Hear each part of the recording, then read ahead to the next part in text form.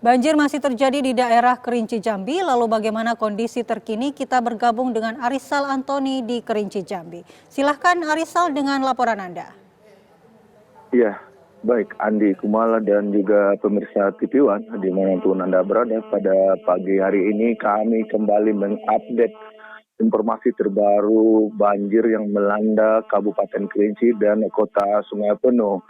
Dan untuk Kabupaten Kerinci, saat ini banjir masih melanda di 3 kecamatan. Yang sebelumnya ada 13 kecamatan yang terendam, namun kini kecamatan yang ada di hulu Kabupaten Kerinci itu banjirnya sudah mulai surut.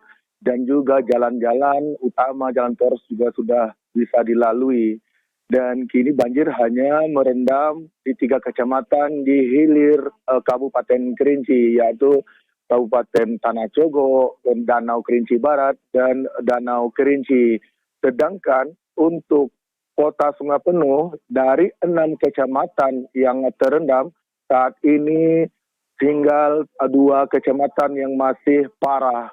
Dan jalan-jalan poros yang sebelumnya tidak bisa dilewati, yang terendam banjir hingga pinggang dewasa yang tidak bisa dilewati oleh kendaraan roda 2, roda 4, hingga malam tadi kami pantau sudah bisa dilewati dan banjirnya sudah mulai surut.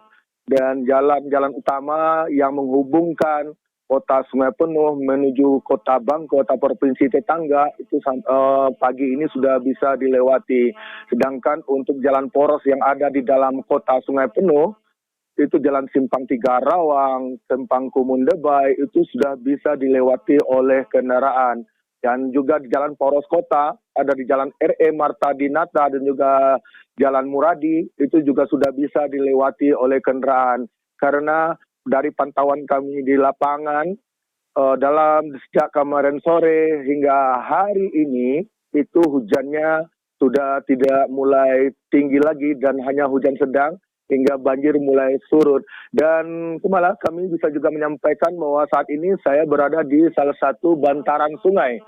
Ini Sungai Batang Sangkir yang kita bisa lihat, itu turapnya sudah kelihatan, yang sebelumnya itu terendam banjir. Dan di mana lokasi saya berdiri ini sebelumnya terendam banjir setinggi pinggang orang dewasa. Dan saat ini banjir sudah mulai surut dan bisa dilewati. Dan juga saya bisa sampaikan untuk pemirsa, untuk kondisi terkini para pengungsi yang terdampak banjir, sebagian mereka masih mengungsi di tempat-tempat tenda darurat yang di daerah-daerah tersilir karena masih rendaman banjir masih menggenangi kawasan mereka karena mereka terputus akses jalan, tidak bisa untuk keluar dari lokasi mereka.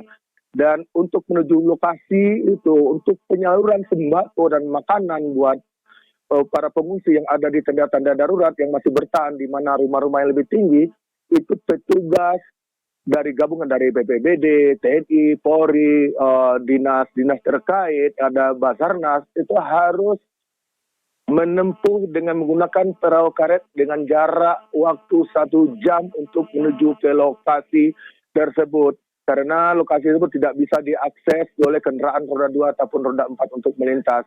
Dan juga dampak banjir yang terjadi saat ini, yang terjadi di Kabupaten Kerinci dan Kota Sungai Penuh, merupakan banjir terparah dari 10 tahun sebelumnya. Karena semua fasilitas umum, dari masjid, sekolah, semuanya terendam banjir.